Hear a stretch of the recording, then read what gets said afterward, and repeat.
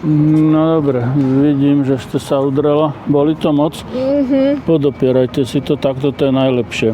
Tým je to znehybnené, aj toto už je prvá pomoc, keď sa s tou končatinou nehybe.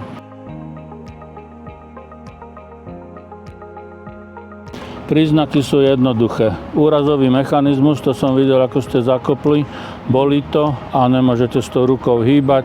To znamená, že poranenie svalu, kosti alebo kĺbu treba znehybniť. Takže najjednoduchšie znehybnenie je podopierať si vlastnou rukou, tým je znehybnená celá horná končatina, to znamená od kľúčnej kosti celá vlastne horná končatina znehybnená. Druhá možnosť je použiť odev, vyťahnite si tú zdravú ruku, takto je znehybnené, tu si to chyťte tou druhou rukou, pevne, ne celé, tak pevne držte. Aj toto už je znehybnené, celá horná končatina a keď máme k dispozícii lekárničku, tak môžeme použiť dve trojrohé šatky. Jednu šatku dáme ako záves. Tento cíp ide k lakťu tej bolavej ruky. To znamená, prevlečieme, tak trošičku nadvihnete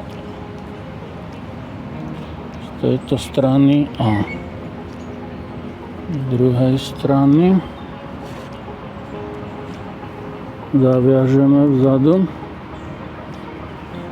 vyťahnite tú zdravú ruku tak, aby aj prsty boli schované.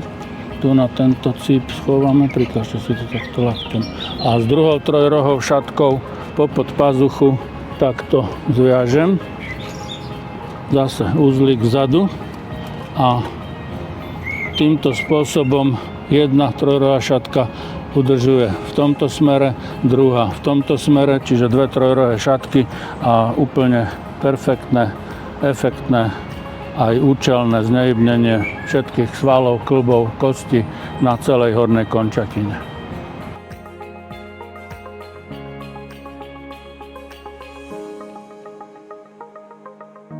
Dolnú končatinu znehybníme tak, že ju priložíme zdravú končatinu ako oporu.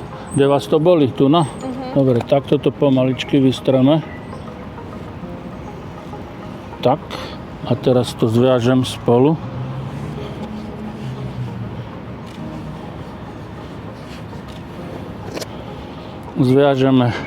Priviažeme poranenú k zdravej.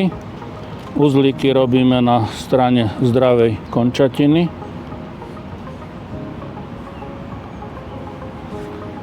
A takto zviažeme chodidla a toto je improvizované znehybnenie dolnej končatiny, voláme záchrannú službu.